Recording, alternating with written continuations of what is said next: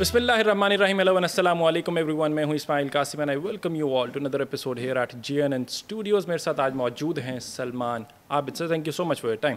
Thank you very much. तो अभी मुझे आगाज़ करेंगे पाक भारत से। पाक भारत की जो हमारा उनसे जंग हुई उसके बाद हमने देखा कि कौमी इत्तफाक नज़र आया हमें।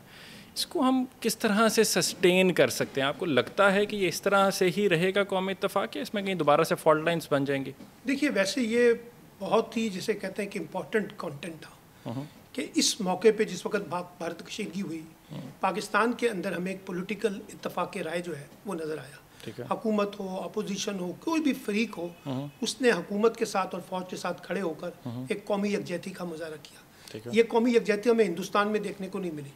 वहाँ हुकूमत और अपोजिशन बिल्कुल मुख्तलिफ महाज पे थे।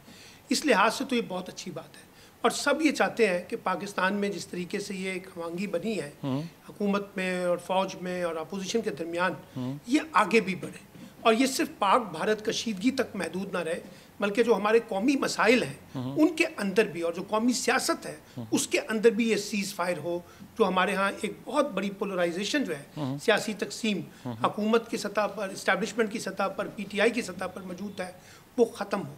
क्योंकि पाकिस्तान को जो चैलेंजेस हैं वो सिर्फ चैलेंजेस इंडिया के साथ नहीं है, बल्कि साथ साथ अफगानिस्तान के साथ भी चैलेंज है। फिर उसके साथ जो ख़ास तौर पे इकोनॉमिक सिचुएशन है, पॉलिटिकल सिचुएशन है, सिक्योरिटी की सिचुएशन है, टेररिज्म के इश्यूज हैं। तो जब तक हमारे पास कौमी इत्तफाक राय नहीं होगा, बात आगे नहीं चलेगी। अब लोग ये कहते हैं कि क्या ये सस्टेन करेगा? देखिए, एक हद तक तो सस्टेन करेगा, लेकिन अगर आप ये कहें ना कि हम तमाम इश्यूज़ को पसे पुश डालकर आगे बढ़ जाएं और छोड़ दें इस्टेब्लिशमेंट और इमरान खान के दरमियान क्या क्लैश है, छोड़ दें कि इमरान खान या हुकूमत के दरमियान क्या क्लैश है और बात आगे बढ़ा लें, ये बात आगे नहीं बढ़ेगी।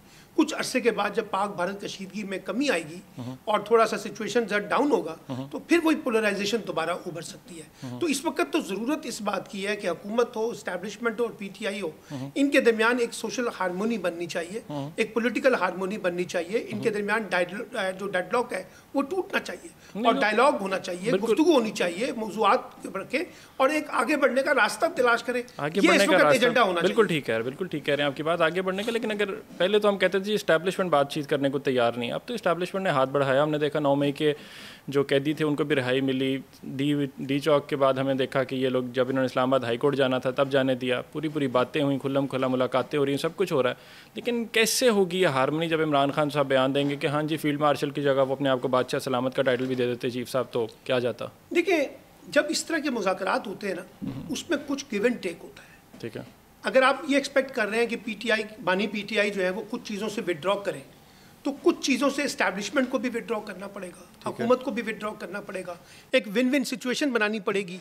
अच्छा, अब हो ये रहा है, हुकूमत चाहती है कि हमारी शराइत के ऊपर मुज़ाकरात हो, इस्टेब्लिशमेंट चाहती है कि हमारी शराइत पे मुज़ाकरात हो, बानी PTI चाहते हैं कि उनकी शराइत पे मुज़ाकरात हो। तो ये जो डेडलॉक है इस वक्त, ये उसकी एक वजह ये है कि कोई भी फरीक अपनी अपनी शर्तों से बाहर निकलने के लिए तैयार नहीं है, एक लचक का मुजाहरा करने के लिए तैयार नहीं है, एक दूसरे को पॉलिटिकल स्पेस देने के लिए तैयार नहीं है।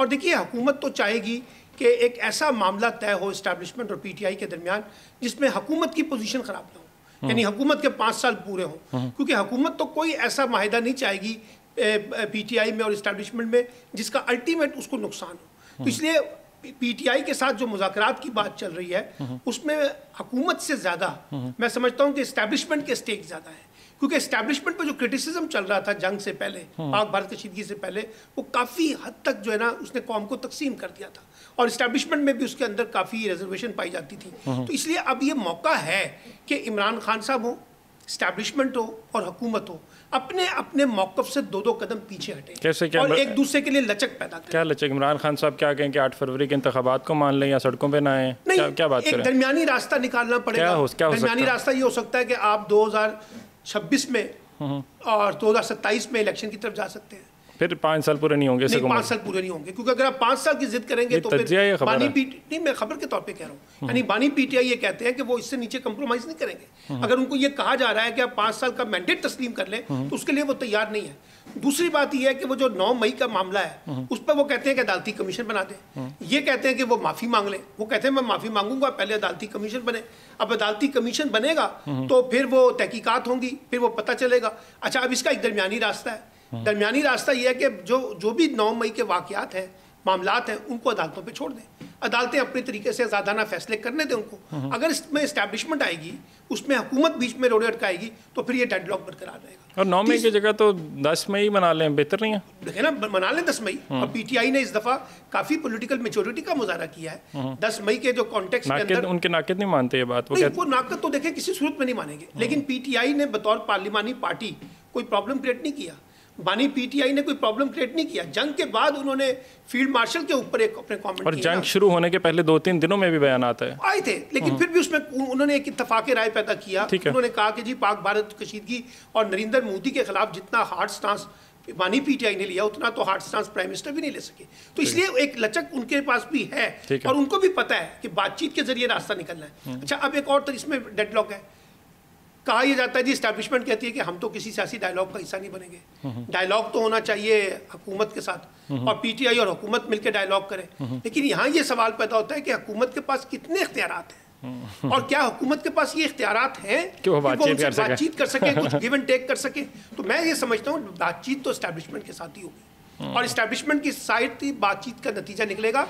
आपको याद होगा जब पीडीएम की हुकूमत की जो पीडीएम था, उस वक्त भी जो सारी गुफ्तगू हो रही थी जनरल बाजवा के साथ, उस वक्त भी नवाज शरीफ साहब, शहबाज शरीफ साहब, जरदारी साहब, फजलुर रहमान साहब किसके साथ इंटरेक्ट कर रहे थे? जनरल बाजवा से इंटरेक्ट कर रहे थे। इसलिए उनको भी पता था कि बातचीत कहाँ होनी है। उस वक्त तो वो हुकूमत के साथ बातचीत नहीं कर रहे थे। तो इसलिए अब ये है कि ये रास्ता जो है, इसमें एक फ्लेक्सिबिलिटी पैदा करनी पड़ेगी सारे फ्रीकैन को और अपने अपने हार्ड स्टांस से बाहर निकलना होगा, क्योंकि आपका जंग खत्म, जिसे कहते हैं जंग बंदी हुई है, सीज फायर हुए है, जंग का खतरा बदस्तूर मौजूद है, जंग टली नहीं है। इसलिए उन चैलेंजेस को डील करने के लिए फिर आपने अपनी इकॉनमी को दुरुस्त करना है, आपने अपनी सिक्योरिटी को दुरुस्त करना है। अभी आप देखिए जंग के बाद भी बलूचिस्तान के अंदर जो वाकयात हुए हैं, केपी के अंदर जो वाकयात हो रहे हैं दहशतगर्दी के, वो एक चैलेंज है। तो इसलिए इन चैलेंजेस से निकलने के लिए पाकिस्तान के अंदर भी एक पॉलिटिकल सीज फायर होना चाहिए। पाकिस्तान में पॉलिटिकल सीज फायर बिल्कुल होना चाहिए, लेकिन दिख वैसा नहीं रहा कि ऐसा होगा।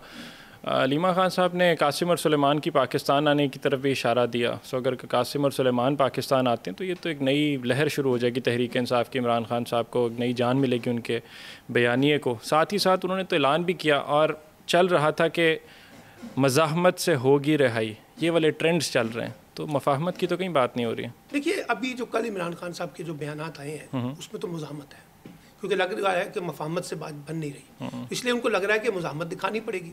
वो जो अलीमा खान ने बात की थी कि कुछ बात हमसे मनवाना चाहते हैं तो बताएं कौन सी बात है, कुछ ले दे के मामला तय करें, बताइए मेरा भाई कौन सी बातें माने। इमरान खान साहब ने तो उसकी तरदीद कर दी है। उन्होंने कहा कुछ लोगों की बुनियाद पर बातचीत नहीं होगी। पीटीआई को कह दिया गया है कि इमरान खान साहब ने कि जो लोग इस्टेब्लिशमेंट के साथ राब्तों में हैं वो दो तरफा गेम खेलने की कोशिश ना करें, वो बाहर निकलें और तहरीक को चलाएं। और जो लोग तहरीक का हिस्सा नहीं, कौन लोग हैं ये वैसे जो दो तरफा खेल रहे हैं? देखिए इसमें मिसाल के तौर पे बैरिस्टर गौहर साहब है, अच्छा, इसमें अली अमीन गंडापुर साहब है, इसमें असद कैसर साहब है। अच्छा, ये तीन, असद कैसर साहब, शमूल अली अमीन गंडापुर, देखिए ना ये लोग हैं जो पार्लिमानी पार्टी के अंदर इस वक्त लोग हैं, वो ये चाह रहे थे कि इस्टेब्लिशमेंट से लड़ाई जो है खत्म की जाए और इस्टेब्लिशमेंट से कुछ गिव एंड टेक करके अपने मामलात आगे बढ़ाए जाए, सियासी रास्ता निकाला जाए। इमरान खान साहब ने इनको इजाज़त भी दी, चले आप बातचीत कर लें, लेकिन रास्ता तो अभी तक नहीं निकला इमरान खान के लिए। उनकी रिहाई तो नहीं मुमकिन हो सकी, क्योंकि जो शराइत ये देते हैं एस्टेब्लिशमेंट वाले, उसके लिए इमरान खान साहब तैयार नहीं होते। तो इसलिए वो डेडलॉक तो बदस्तूर मौजूद है। फिर यह कि अली अमीन गंडापुर जो है वो केपीके के चीफ मिनिस्टर थे। ख्याल ये था कि हर तहरीक के अंदर केपीके लीड करता हुआ नजर आएगा क्राउड वाइज, वो भी नहीं हो सका, खुद वो गायब हो जाते थे मंजर से। फिर बुशरा बीबी के और अली अमीन गंडापुर के इख्तलाफात सामने आ गए। तो ये सारी चीज़ें जाहिर करती हैं कि पीटीआई के अंदर इस वक्त दो ग्रुप हैं, एक मुज़ाहमत चाहता है और एक जो है वो मफाहमत के साथ इस्टेब्लिशमेंट से कुछ लो और दो की बुनियाद पे मामला तय करना चाहता है वो। लेकिन उनका मसला क्या है, वो खुद कुछ नहीं कर सकते जब तक कि इमरान खान साहब गो हेड नहीं देंगे। इमरान खान साहब कहते हैं जो बातचीत होगी मेरे से होगी, मामला जो तय होंगे वो मुझसे होंगे और जो फैसला होगा वो मैं करूँगा, ये बैरिस्टर गौहर नहीं करेंगे। इसलिए बैरिस्टर गौहर को और अली अमीन गंडापुर को बार बार नाकामी का सामना करना पड़ रहा है। जिस बुनियाद पे वो मफाहमत चाहते हैं वो मफाहमत नहीं हो पा रही। तो अब इमरान खान साहब को ये फैसला करना है कि मफाहमत और मुज़ाहमत में से ये दोनों चीज़ें साथ साथ भी चल सकती हैं। आप मुज़ाहमत भी दिखाएं और मफाहमत का रास्ता भी खोलें। अब वो कहते हैं कि मैंने मफाहमत का दरवाज़ा खोला हुआ है, इस्टेब्लिशमेंट मुझसे बातचीत करे, लेकिन बातचीत हो नहीं पा रही। अच्छा, बातचीत चल रही है बैकडोर डिप्लोमेसी के तहत, ये मैं आपको इन्फॉर्मेशन की बुनियाद पे कह रहा हूँ। बातचीत चल रही है, ये नहीं कि बातचीत नहीं चल रही, लेकिन जो शराइत है वो इतनी हार्ड। क्या कोई शराइत शेयर कर सकें आप? मतलब एक शराइत शर्त ये है कि जी इमरान खान साहब 2 साल के लिए मुल्क छोड़ के चले जाए। अच्छा, 2 साल जेल में गुजारे, अब अगले 2 मुल्क छोड़ के चले जाए। 2 साल बाहर चले जाए, ठीक है। अच्छा वो चले जाए, या ये कि बनी गाला शिफ्ट हो जाए, ये दोनों और 2 साल के लिए जबानबंदी कर लें और खामोश रहें, सियासी बातचीत ना करें, या ये कि अपनी जगह पर वो किसी शाह महमूद कुरैशी को या किसी और को पार्टी का सरबराह बना दें, वो अपने मामलात को चलाए, और ये कि इलेक्शन की जिद ना करें। इलेक्शन अभी नहीं होंगे, इलेक्शन उसी वक्त होंगे जब हम चाहेंगे। तो ये अच्छा, फिर ये जो 9 मई के ऊपर अगर आप माफ़ी मांग लें तो सारा मामला ख़त्म हो जाएगा, हम भी फराखदिली का मुजाहरा करेंगे और माफ़ कर देंगे। वो कहते हैं नहीं जी, आप अदालती कमीशन बनाएं। वो कहते हैं कि जनाब आप इलेक्शन जो है अगले साल इलेक्शन की तरफ, ये शराइत तो 2 साल पहले भी थी, वही शराइत है, वही चीज़ें घूम फिर के फिर वापस वहीं पर आती है। अब जो लोग भी जाते हैं इमरान खान साहब के पास, जब वो इस्टेब्लिशमेंट की बातचीत करने की कोशिश करते हैं या इस्टेब्लिशमेंट के नुक्ता नज़र की हिमायत करते हैं, तो इमरान खान साहब उनकी हिमायत नहीं करते। इमरान खान साहब का मौक़िफ़ एक और है, और उस पर उन्होंने काफ़ी अपने दोस्तों की सरजनिश भी की है। तो इसलिए ये डेडलॉक मौजूद है, क्योंकि इमरान खान को जो लोग जानते हैं वो खामोश नहीं रहेंगे। मैं आपको बताऊँ, अगर वो बाहर आ गए तो ये अज्यूम करना कि वो 2 साल तक या 1 साल तक ज़बानबंदी कर लेंगे, ये मुमकिन नहीं है। अच्छा, उनको अब एक और रास्ता भी इख्तियार करना है। वो मुस्लिम लीग नून को और पीपल्स पार्टी को या JUI को या सियासी जमातों को तनकीद का निशाना बनाए, लेकिन अगर वो उनके साथ साथ इस्टेब्लिशमेंट को भी तनकीद का निशाना बनाते हैं तो फिर रास्ता मुश्किल हो जाएगा। तो आपको भी ये फैसला करना है कि अभी हमारा रुख जो है मौजूदा सूरत हाल में सियासत की तरफ हो, और इस्टेब्लिशमेंट को जरा थोड़ा सा पीछे रखें और इस्टेब्लिशमेंट के साथ कोई रास्ता निकालने की कोशिश करें ताकि कोई बातचीत आगे बढ़े। क्योंकि देखिए ना, PTI तो इस वक्त इमरान खान का नाम है, और ये भी मैं आपको बताऊं, मुज़ाकरात अगर होंगे तो वो इमरान खान के साथ ही होंगे। ये शाह महमूद कुरैशी से नहीं होने मुज़ाकरात, बैरिस्टर गौर से नहीं होने, अली अमीन गंडापुर से नहीं होने, क्योंकि बात अल्टीमेटली इमरान खान के पास जाएगी। आपको याद होगा जब नवाज शरीफ के साथ मामला होते थे तो बातचीत फाइनली नवाज शरीफ को करनी पड़ती थी।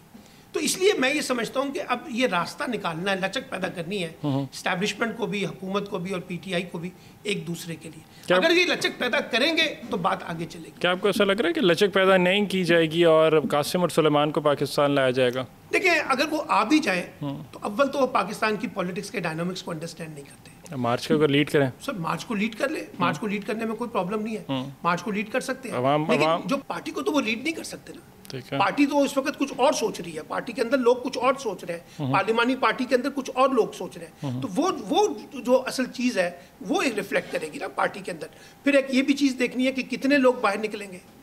अब मिसाल के तौर पे नई कॉल अगर आप देते हैं तो कितने लोग बाहर निकलेंगे? क्या प्लान क्या अगली कॉल का? वैसे देखिए, अभी तक तो ये कह रहे हैं कि जो लोग जहाँ हैं वहीं से बाहर निकले, वहीं से बाहर निकल, यानी पंजाब से तो नहीं निकले, फिर लितर बहुत पड़ेंगे। लितर पड़ेंगे, वो पंजाब हुकूमत तो इतनी आसानी से स्पेस नहीं देगी। अच्छा, फिर आपके पास कराची के अंदर तो लोग हैं, KPK इंटीरियर सिंध के अंदर तो लोग नहीं है, KPK से लोग निकल सकते हैं, बलूचिस्तान में तो लोग नहीं है आपके पास। तो ये एक बड़ा मुश्किल काम होगा अगर एक मुख्तलिफ इलाकों से मुख्तलिफ रैलियाँ निकलें और वो अपने अपने इलाकों तक महदूद रहें। तो आपका डिमॉन्स्ट्रेशन तो हो सकता है, लेकिन एक वो लार्जर इम्पैक्ट जो तहरीक का होता है वो अभी पैदा करना मुझे लगता है PTI के लिए इस वक्त चैलेंज है।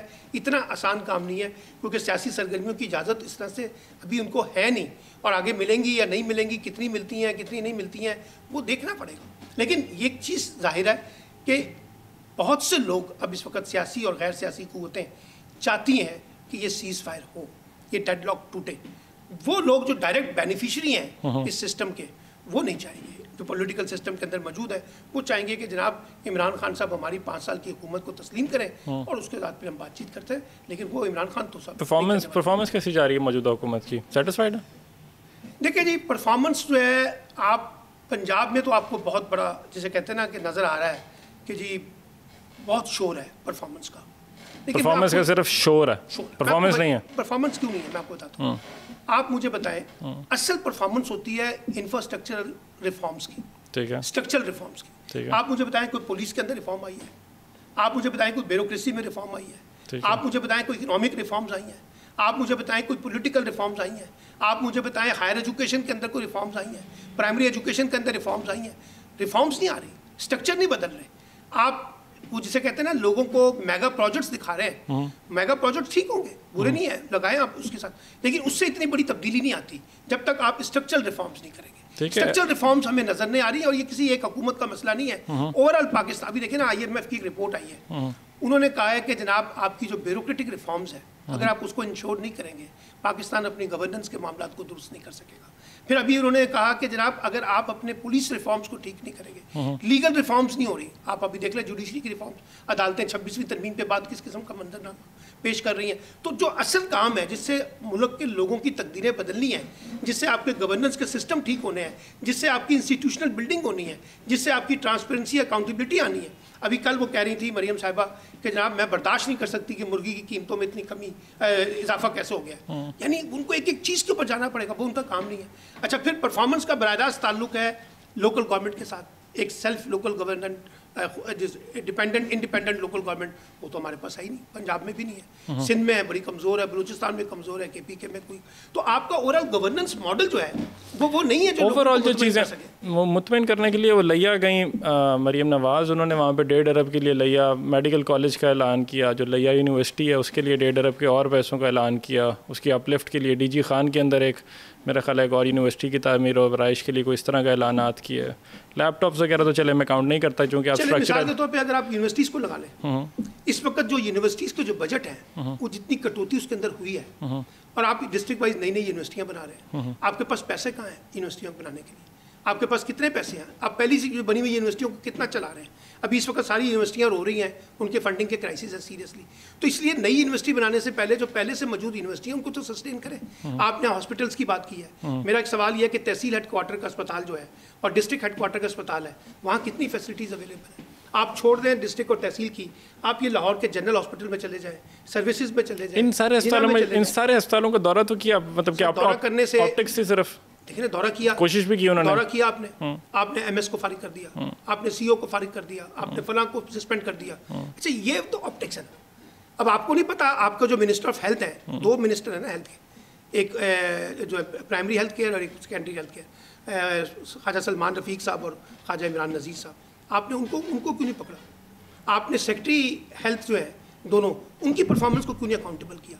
आपने जाके गुस्सा निकाला MS के ऊपर। अभी भी आप चले जाएं अस्पतालों में दवाइयाँ नहीं है, अभी भी उनके पास बजट नहीं है, अभी भी उनकी मशीनरी काम नहीं कर रही है। तो ये ऑप्टिक्स के जरिए चेंज नहीं आएगा। आपने अगर रिफॉर्म्स करनी है तो फिर बैठ के हेल्थ की रिफॉर्म्स करें, और हेल्थ के अंदर रिफॉर्म्स करके बजट। मैं आपसे एक सवाल पूछता हूँ, आप मुझे बताएं, हम 2025 में बैठे हुए हैं, हम GDP का कितना पैसा हेल्थ पे खर्च कर रहे हैं? हम GDP का कितना पैसा एजुकेशन पे खर्च कर रहे हैं? 2% से लो, और आप इनकलाब की बातें कर रहे हैं। तो जब आप इन्वेस्टमेंट ही नहीं कर पा रहे, इन्वेस्टमेंट सारी आपकी इंफ्रास्ट्रक्चर डेवलपमेंट है, बड़ी बड़ी सड़कें बना दें, बड़े बड़े पुल बना दें, अंडर पासेस बना दें, लाहौर सारा बना दें, सारा बाकी सारा जगह जो है वहाँ क्या हो रहा है? तो इसलिए मैं तो एक, और इससे मैं पंजाब हुकूमत की बात नहीं कर रहा, मैं चारों हुकूमतों सूबाई हुकूमतों को चैलेंज कर रहा हूँ। आप कराची के अंदर जाएँ, आप 1.5 घंटे की फ़्लाइट लेके लाहौर से कराची जाते हैं, और 1.5 घंटे से 2-2.5 घंटे में आपको एयरपोर्ट से सदर पहुँचना पड़ता है। तो आपका इंफ्रास्ट्रक्चर कहाँ है? ट्रांसपोर्ट सिस्टम कहाँ है? ये लाहौर जिसकी आप बात कर रहे हैं, ये सारा का सारा चिंची के ऊपर चल रहा है। आप कल सुबह चिंची बंद कर दें, शहर सारा पैरालाइज्ड हो जाएगा। वहाँ मेट्रो कहाँ नजर आएगी आपको? वहाँ ऑरेंज ट्रेन कहाँ नजर आएगी? क्योंकि सारा शहर तो चिंची पे चल रहा है। अब आप देख लें। तो इसलिए मुझे लगता ये है कि जो हमें रिफॉर्म्स करनी है वो हम हेल्थ में, एजुकेशन में रिफॉर्म्स नहीं कर रहे। Education day by day expensive होती जा रही है, ठीक है, हेल्थ एक्सपेंसिव होती जा रही है, ऐसे ही है। तो लोगों को रिलीफ कहाँ मिल रहा है? लोगों को रिलीफ क्या मिल रहा है? चैरिटी के कॉन्टेक्स्ट में लाइनें लगाएं और लाइनों में रख के राशन लें, और राशन लें, तस्वीरें भी खिंचवा लें साथ। ये ठीक है बात, लेकिन वैसे मेरा एक सवाल ज़हन में है कि मरियम नवाज़ की परफॉर्मेंस नहीं आपको खातर खा पसंद आ रही, उस्मान बुज़दार से बेहतर है कि नहीं? देखिए, उस्मान बुज़दार तो एक गलत चॉइस थी ना उस वक्त। कौन सा किसने तारीफ की थी उस्मान बुज़दार की? उससे बेहतर है नहीं? उस्मान बुज़दार ने तो अब आपको कहीं नज़र भी नहीं आ रहे, आपको वो पॉलिटिकली भी नज़र नहीं आ रहे, छोड़े वो PTI के साथ, वो किसी पार्टी में भी नहीं चलते। तो वो तो सिलेक्शन ही एक गलत थी, सबसे बड़े सूबे की सिलेक्शन, बड़े सूबे की सिलेक्शन, उनके ऊपर इमरान खान पर क्रिटिसिज्म होता था। लेकिन अब सवाल ये है कि मरियम साहिबा के पास तो देखिए ट्रिपल एक्सपीरियंस है। एक एक्सपीरियंस उनके वालिद का है, वो चीफ मिनिस्टर भी रहे, प्राइम मिनिस्टर भी रहे 3 दफ़ा। उनके चचा का है, वो प्राइम मिनिस्टर भी हैं, पहले चीफ मिनिस्टर भी रहे, हमजा शहबाज चीफ मिनिस्टर रहे। ये तो फैमिली एक एक्सपीरियंस है ना। उस एक्सपीरियंस के बेसिस के बावजूद मैं ये कह रहा हूँ कि मरियम नवाज का बड़ी रिफॉर्म्स की तरफ ना जाना, स्ट्रक्चरल रिफॉर्म्स की तरफ ना जाना, ये एक बड़ा क्रिटिकल सवाल है, और मैं इसको चैलेंज करता हूँ। ओवरऑल गवर्नेंस के कॉन्टेक्स्ट में कोई बहुत बड़ी तब्दीली आपको पंजाब में भी नज़र नहीं आ रही। ठीक है, मेक सेंस। आगे चलते हैं। सफारतकारी की पहले आपने बात की, पाक भारत की हमने बात की। ओवरऑल उन्होंने वहाँ से अपनी एक टीम भेजी, एक हमने अपनी टीम भेजी, और मतलब एग्जांपल के तौर पे अगर बिलावल भुट्टो जरदारी का नाम मैं यहाँ पे कोट करूँ तो सेटिस्फाइड हैं आप? देखिए, मैं ज़ाती तौर पे ये समझता हूँ कि इस सफारतकारी के हवाले से 3-4 टीमें बननी चाहिए थी। ठीक है। एक टीम तो बननी चाहिए थी हुकूमत और अपोजिशन के लोगों पर, पार्लियामान की। अब जो कमेटी बनाई है, ये जो ग्रुप बना है जिसकी क़यादत बिलावल भुट्टो साहब कर रहे हैं, उसमें अपोजिशन की कोई नुमाइंदगी नहीं। तो आपने वो हारमोनी पैदा नहीं की। हालांकि अपोजिशन में भी बहुत अच्छे लोग हैं जो आपको इस सारे मामले में सपोर्ट कर सकते थे, एक बात। दूसरा, आपको साबिक वज़राए ख़ारजा और साबिक सेक्रेटरी ख़ारजा की, जिनका एक्सपीरियंस है वजारत ख़ारजा के कॉन्टेक्स्ट में, इंटरनेशनल कॉन्टेक्ट उनके हैं, खुर्शीद कसूरी साहब बैठे हुए हैं, शमशाद अहमद ख़ान साहब जैसे लोग मौजूद हैं। आपको इनका फ़ायदा उठा के एक ग्रुप साबिक वज़राए ख़ारजा और साबिक सेक्रेटरी ख़ारजा का भेजना चाहिए था। आपको एक डेलीगेशन फॉरेन अफेयर्स के जो लोग हैं जो ख़ास तौर पे लिखते हैं, उनका एक डेलीगेशन बनाकर बाहर भेजना चाहिए। तो आपको पैरेलल, जिस तरह इंडिया ने 4-5 ग्रुप बनाए हैं, आपको भी ग्रुप बनाने चाहिए थे। अच्छा, अब अगर आप ये कह रहे हैं कि बिलावल साहब अकेले इम्पैक्ट डाल देंगे, देखिए पाकिस्तान के चैलेंजेस भी हैं। पाकिस्तान इस वक्त दुनिया में एक क्रिटिकल कॉन्टेक्स्ट में भी देखा जाता है। अपनी एक्सट्रीमिज्म के कॉन्टेक्स्ट में, अपनी टेररिज्म के कॉन्टेक्स्ट में, अपनी पुअर इकॉनमी के कॉन्टेक्स्ट में, अपनी पुअर गवर्नेंस के कॉन्टेक्स्ट में, अपनी पुअर डेमोक्रेसी के रेफरेंस के कॉन्टेक्स्ट में ह्यूमन राइट्स सिचुएशन की वायलेशन भी बहुत है। तो जब बिलावल साहब जाएंगे तो लोग वहाँ पर वो भी सवाल करेंगे उनसे, फिर आपको वो भी जवाब देने हैं। तो इसलिए मैं कोई बहुत ज़्यादा पुरुमीद नहीं हूँ, लेकिन पाकिस्तान के पास एक फ्रंट खुला है, एक डिप्लोमेटिक फ्रंट खुला है और बड़ी अच्छा विंडो खुला है कि जिसका हमें फ़ायदा उठाना चाहिए। लेकिन इसमें जितनी दानिश का मुजाहरा होना चाहिए था वो हुकूमत ने नहीं किया, और एक ट्रेडिशनल ग्रुप बनाकर समझ लिया कि शायद हम इस सारे मामले में कामयाब होंगे। आप देखिए ना, आज भी पाकिस्तान के अंदर बड़ी सफारतकारी तो हमारी मिलिट्री इस्टेब्लिशमेंट कर रही है, और मिलिट्री डिप्लोमेसी जो है वो ज़्यादा आगे जा रही है और ज़्यादा बेनिफिशरी के तौर पे लोगों ने उनको गेन किया है। तो मुझे ये लगता है कि अभी हमारे यहाँ काफ़ी लूप होल है सफारतकारी के महाज पे। लेकिन अब देखिए, जंग जो है ना, वो हिंदुस्तान पाकिस्तान की मैदान से निकल के सफारतकारी के महाज पे चली गई है, और सफारतकारी के महाज पे अब एक लड़ाई होनी है जिसमें इंडिया को बहरहाल एक सतह के ऊपर एडवांटेज है कि वो अभी भी एडवांटेज, अब तो एडवांटेज नहीं है। इन्वेस्टमेंट मैं आपको बताता हूँ। एक तो ये कि उनके पास फाइनेंशियल इन्वेस्टमेंट बहुत है, तो अपनी टीमों के ऊपर बहुत इन्वेस्टमेंट कर सकते हैं। दूसरा ये कि उनकी जो मुल्क है वो एक बड़ी मंडी है, मिडिल क्लास बहुत बड़ी है, आप उसको रूल आउट नहीं कर सकते। चाइना के साथ उनके जितने भी इख्तलाफात हो, चाइना की डिपेंडेंसी इंडिया के ऊपर है। अभी आप देखिए कि सऊदी अरब ने कितनी बड़ी सरमायाकारी जो है वहाँ पर की है इंडिया के अंदर, कुवैत ने की है, कतर ने की है, यूएई ने की है। तो ये इतना आप उसको आसान ना लें। लेकिन इंडिया का चैलेंज ये आ गया कि इंडिया ने जिस तरह से अपने आप को बनाया हुआ था रीजनल हेजमन जी, वो उनका एक्सपोज हुआ है, उसमें अब उनको मुश्किल पेश आ रही है। इसीलिए वो नए स्ट्रैटेजी के तहत अपनी एक नई सफारतकारी का महाज बनाना चाहते हैं, और पाकिस्तान को वो पॉलिटिकली एक्सपोज करना चाहते हैं, इकोनॉमिकली परेशान करना चाहते हैं। वो ये परसेप्शन बिल्ड करना चाहते हैं कि पाकिस्तान की स्टेट जो है वो डायरेक्टली इंगेज है टेररिज्म के अंदर, और वो उनको फैसिलिटेट करती है, सपोर्ट करती है। अब ये नैरेटिव उनका है, हमारा भी नैरेटिव है। हम ये कहते हैं कि हिंदुस्तान इंगेज है बलूचिस्तान के वाक़यात में, बलूचिस्तान में जो वाक़यात हो रहे हैं दहशतगर्दी के, उसमें भारत मुलव्वस है। हम कहते हैं टीटीपी के मामले में भारत जो है मुलव्वस है, अफगानिस्तान के से जो हमारे ताल्लुकात ख़राब हैं उसमें भारत मुलव्वस है। मुकदमा दोनों के पास मौजूद है। अब दोनों ने ये मुकदमा कैसे लड़ना है, पॉलिटिकली भी और मिलिट्री इस्टेब्लिशमेंट की डिप्लोमेसी के कॉन्टेक्स्ट में, ये मैं समझता हूँ कि पाकिस्तान के लिए आने वाले दिनों में एक बड़ा चैलेंज होगा।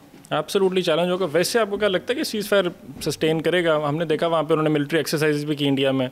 सो इन योर ओपिनियन क्या हमें नज़र आएगा कि भारत जो है वो पाकिस्तान के साथ दोबारा कोई मिस एडवेंचर करने की कोशिश करता है? नहीं, पहले भारत अब ज़्यादा इन्वेस्टमेंट करेगा सफारतकारी के महाज पे, वहाँ से कुछ अपने लिए पॉलिटिकल स्कोर गेन करेगा, और ख़ास तौर पे अमेरिका की सपोर्ट, बरतानिया की सपोर्ट, फ्रांस की सपोर्ट, जर्मनी की सपोर्ट, इसराइल की सपोर्ट, और मिडल ईस्ट से वो सपोर्ट इकट्ठी करने की सपोर्ट तो पहले भी नहीं थी उसके पास, पहले थी लेकिन वो कारगर साबित नहीं हुई ना। अब उसको नए अंदाज से उनके साथ डील करना है। तो अब वो ये करेगा कि पहले सफारतकारी के महाज पे कुछ करे, वहाँ से अगर उसको कुछ सपोर्ट मिलती है, स्पेस मिलती है, तो फिर वो पाकिस्तान में जाएगा। उसकी एक वजह ये है, इंडिया में अभी बेचैनी है पाकिस्तान के बारे में जो उनके साथ हुआ है। अब वो बेचैनी जो है किसी जिसे कहते हैं बड़ा खतरा है हिंदुस्तान के लिए। अगर मोदी साहब ने अपने आप को सस्टेन करना है तो उसको पाकिस्तान को जवाब तो देना है। इसलिए मैं कहता हूँ कि जंग बंदी हुई है, सीज़ फायर हुआ है, जंग का खतरा नहीं टला। हमें ज़्यादा बाखबर रहना होगा, ज़्यादा जिसे कहते हैं होशियार होना पड़ेगा, अपने आप को ज़्यादा मॉनिटर करना पड़ेगा। लेकिन उसका भी एक तरीका ये है कि हमें अपनी इंटरनल इशूज़ जो हैं उनको रिजॉल्व करना पड़ेगा। अब देखिए ना, कश्मीर एक इशू निकल के सामने आया है। पहली दफ़ा कश्मीर एक दोबारा नए सिरे से दोबारा आवाज़ दुनिया में नजर आई है उसकी। ट्रंप ने इस सिचुएशन में, जहां वो भारत उसका स्ट्रैटेजिक पार्टनर है, ट्रंप ने ये कह दिया कि मैं सालसी का रोल प्ले करना चाहता हूं। भारत को बड़ा गुस्सा है इस बात के ऊपर कि भी कश्मीर का जिक्र क्यों किया है ट्रंप ने। एक स्पेस तो मिली है ना पाकिस्तान को कश्मीर के कॉन्टेक्स्ट में। कल आर्मी चीफ ने कहा कि कश्मीर पे कोई समझौता नहीं होगा, कोई कॉम्प्रोमाइज नहीं होगा। तो इसका मतलब एक नई स्पेस जनरेट की आपने। अब उस स्पेस को आप कैसे खेलते हैं, ये पाकिस्तान का चैलेंज है। पाकिस्तान का प्रॉब्लम एक और भी है, पाकिस्तान की पॉलिटिकल लीडरशिप जो है ना, उसके कई फेलियर हैं। हम कैसे कोई एग्जांपल मिसाल के तौर पे हम पॉलिटिकली डोमेस्टिक पॉलिटिक्स में बहुत ज़्यादा फंस के रह गए, ठीक है। और हम जो रीजनल पॉलिटिक्स के इश्यूज हैं, सी पैक के इश्यूज थे, हिंदुस्तान से ताल्लुकात हैं, अफगानिस्तान के साथ ताल्लुकात हैं, ईरान के साथ ताल्लुकात हैं, सऊदी अरब के, उस पर बेहतरी आई तो सही, कोशिश की तो सही, हमने कोशिश की है, चाइना ने भी करवाई मीडिएशन की है, लेकिन जो ये हो रहा है मिलिट्री डिप्लोमेसी के तहत, ये ध्यान में रखिएगा। पॉलिटिकल डिप्लोमेसी हमारी कोई काम नहीं कर पा रही, क्योंकि हम पॉलिटिकली इस वक्त लड़े पड़े एक दूसरे के साथ। हम एक दूसरे को ख़त्म करना चाहते हैं, हम एक दूसरे के सियासी वजूद को ख़त्म करना चाहते हैं, एक दूसरे को बर्दाश्त करने के लिए तैयार नहीं। तो जब आपकी सारी तवज्जो डोमेस्टिक पॉलिटिक्स में है और फिर आपकी रीजनल पॉलिटिक्स में और इंटरनेशनल पॉलिटिक्स में आप अपने आप को जिसे कहते हैं कि रेलिवेंट होते जा रहे हैं, तो इररेलिवेंट होने के नतीजे में सारा प्रेशर जो है वो मिलिट्री एस्टैब्लिशमेंट पे आ रहा है। इसीलिए कहा जा रहा है कि जो इकॉनमी का जो मसला है वो भी मिलिट्री देखे, डिप्लोमेसी है वो भी मिलिट्री देखे, सफारतकारी है वो भी मिलिट्री देखे, वो सिक्योरिटी है मिलिट्री देखे। तो भी पॉलिटिकल लोगों को भी लीड करते हुए नजर आना चाहिए ना, वो भी हमें सही तरीके से लीड कराएं। मैं आपको टेररिज्म के बारे में एक मिसाल देता हूँ। जरूर। मैं अक्सर पार्लियामेंटेरियन से जब टेररिज्म के बारे में सवाल करता हूँ तो ये कहते हैं कि सर देखिए ये हमारा शोबा नहीं है। उनसे पूछता हूँ क्यों, उनका ये तो मिलिट्री डोमेन है जी, हमारे पास तो कोई इख्तियार ही नहीं। तो ये जो विड्रॉल की पॉलिसी है हमारी पॉलिटिकल लीडरशिप की, ये खतरनाक है। अफगानिस्तान के बारे में आप मुझे बताएं कितने दौरे पाकिस्तान में पिछले चंद सालों में, अभी ये रिसेंटली सादिक साहब जब गए थे तो कुछ डेवलपमेंट्स हुई हैं काबुल के अंदर और कुछ अच्छी खबरें भी आ रही हैं, लेकिन हम कई अर्सों से तो हमने अफगानिस्तान को अपना दुश्मन बना दिया। हमारे प्राइम मिनिस्टर 40 साल पुरानी पॉलिसी चेंज की ना अफगान रिपैट्रिएशन की बात सुने ना, जब बिलावल भुट्टो साहब वजीर खारजा बने थे इलेक्शन से पहले, उन्होंने पूरा दुनिया फिर ली, इधर नीचे काबुल नहीं गए, तरजीह नहीं थी। तो ये चीज़ें जो हमारे ग्रे एरिया हैं इंटरनल, वो हमें ख़त्म करने पड़ेंगे। और ये जो मिडिल ईस्ट की पॉलिटिक्स है, इसमें फिर जो रीजनल पॉलिटिक्स है इंडिया पाकिस्तान की कॉन्टेक्स्ट में, अफगानिस्तान के कॉन्टेक्स्ट में, फिर इंटरनेशनल पॉलिटिक्स में जो नया ब्लॉक बन गया है अमेरिका वर्सेस चाइना, इसके अंदर आपको एक अपने आप को बैलेंस क्रिएट करना है। आप अमेरिका की हिमायत में चाइना को और चाइना की हिमायत में अमेरिका को नाराज़ नहीं कर सकते। तो आपको एक बैलेंस किस तरह से पैदा करना है, वो भी तो इंपॉर्टेंट फैक्टर है ना। उसके लिए आपके लिए इंटरनल मजबूत होना बहुत ज़रूरी है। और एक और मैं आपको बताऊं, डिप्लोमेसी में या सफारतकारी में जब तक आप इंटरनली स्ट्रांग नहीं होते, आपके ज़्यादा स्कोर नहीं बनते। इंटरनली कैसे स्ट्रांग हो, क्या करें? मिसाक जमहूरियत की बात कर लें, मिसाक जमहूरियत कर लें। अब आप एक असद उमर साहब ने काफ़ी बात शुरू की है दोबारा इस बारे में। मिसाल के तौर पर आप इस मुल्क के पॉलिटिकल सिस्टम की कंटिन्यूएशन को इंश्योर करें, इस मुल्क के इलेक्टोरल सिस्टम को इंश्योर करें। अच्छा, जहाँ लोगों के वोट्स जो हैं 8 फरवरी मुझे याद आ गया। सर मेरा मतलब है, अगर हमने इस तरह के इलेक्शन करवाने हैं तो कौन उसको ओन करेगा, मुझे बताएं, कौन आपकी डेमोक्रेसी को ओन करेगा? आज भी पाकिस्तान की डेमोक्रेसी इंटरनेशनल रैंकिंग में कहाँ खड़ी है? रूल ऑफ लॉ कहाँ है? ये कॉन्स्टिट्यूशन के मसाइल कहाँ चले गए? ये जो 26वीं तरमीम करके हमने अदालतों का नक्शा बदल दिया, ह्यूमन राइट्स की सिचुएशन कहाँ खड़ी है? ये जो आपकी मीडिया की आज़ादी के सवालात हैं वो कहाँ खड़े हैं? तो ये इस तरीके से आप आगे नहीं बढ़ सकेंगे। तो आपको यहाँ अपनी पॉलिटिकल करेक्शन करनी पड़ेगी। अगर आप करेंगे इंटरनली तो चलेंगे ना, इकोनॉमिकली आपको वायबल होना पड़ेगा। अब आप मुझे बताएं कितना शोर है, कितनी इन्वेस्टमेंट हो रही है पाकिस्तान के अंदर, मुझे बताएं कितना सरमाया पाकिस्तान के अंदर आ रहा है। कहा जाता है कि सरमाया आ रहा है, लेकिन उस तरह से तो नहीं आ रहा। आज भी अगर आपको $1 अरब की और $2 अरब की इमदाद ना मिले, या जो उसमें पैसा रखा जाता है बैंकों में, तो आपका काम नहीं चलता। तो आपकी लोकल इंडस्ट्री नहीं ग्रो कर रही, आपके यहाँ लोकल इकॉनमी जो है वो फ्लोरिश नहीं हो पा रही। तो ये सवालात तो रहेंगे। फिर सिक्योरिटी का सिचुएशन देखें, आप देखिए फाटा का इलाका, वजीरिस्तान का इलाका, KPK का और बलूचिस्तान हमारे लिए इस वक्त नोगो एरियाज बने हुए हैं। तो वो ये सिचुएशन आपको ठीक करनी पड़ेगी। और जब तक आप इसको ठीक, फिर सबसे बड़ा मसला आपकी गवर्नेंस का सिस्टम है। आपकी इतना 18वीं तरमीम में आपने कहा कि जनाब अब सूबे बाख्तियार हो गए, सूबे हुकूमतों को लीड करेंगे, सूबे अपनी परफॉर्मेंस से लोगों के बुनियादी फंडामेंटल पूरे करेंगे। वो नहीं हो रहे। अब टमाटर महंगा होगा तो लोग प्राइम मिनिस्टर को गालियाँ निकालते हैं, हालांकि उसका कोई कसूर नहीं है प्राइम मिनिस्टर का। तो इसलिए जो सूबाई हुकूमतें हैं वो आपकी यहाँ उस तरह से परफॉर्मेंस नहीं दे रही। आपका साइज ऑफ गवर्नेंस देखें कितना बड़ा हो चुका है। एक डिपार्टमेंट पे 6 डिपार्टमेंट बना दिए, एक एक चीज़ों के ऊपर बैठ के आपने ब्यूरोक्रेसी का साइज इतना बड़ा कर दिया है, उनकी लग्जरीज इतनी ज़्यादा कर दी हैं, सिक्योरिटी आपने इतनी बढ़ा दी है। अब ये इंडिया पाकिस्तान के दरमियान जितने खतरात बढ़ रहे हैं, यकीनी तौर पे इंडिया का भी डिफेंस बजट बढ़ेगा, हमारा भी बढ़ेगा, और फिर जो है वो प्राइस लोगों को पे करनी पड़ेगी। तो मैं ये कहता हूँ कि हमें अपने आप को रिविजिट करना है इंटरनली, ताकि हम वाइबल हों, दुनिया हम पे सवाल ना उठाए। दुनिया ने जिस तरह से आज पाकिस्तान की तारीफ की है कि जी आप हिंदुस्तान के मुकाबले में पाकिस्तान ने बड़े अच्छे तरीके से रिस्ट्रेंट शो किया, पॉलिटिकल मेच्योरिटी शो की। इसी तरीके से दुनिया ये कहे कि पाकिस्तान ने डेमोक्रेसी के अंदर, पाकिस्तान ने रूल ऑफ लॉ के अंदर, पाकिस्तान ने गवर्नेंस के अंदर, पाकिस्तान ने मार्जिनलाइज ग्रुप के पॉलिटिक्स के दरमियान अच्छा परफॉर्म किया है, और उससे लोगों की बुनियादी हालत जो है वो तब्दील हो रही है। तो ये भी तो दुनिया कहे ना। अब आप इंटरनेशनल रैंकिंग उठा के देखें, जिस शोबे की उठाना चाहते हैं आप बताएं, पाकिस्तान से इतना बड़ा बल्क पाकिस्तान छोड़ने पर तैयार बैठा हुआ है, तो आप अपनी इंडस्ट्री नहीं लगा रहे, नए रोजगार पैदा नहीं कर रहे। फिर हम इस बात में चले जाते हैं कि जी बाहर जाना कौन सा मसला है, लोग जा रहे हैं तो जाने दें, वो ब्रेन ड्रेन हो रहा है या ब्रेन गेन हो रहा है, हम इस बहस में पड़ जाते हैं।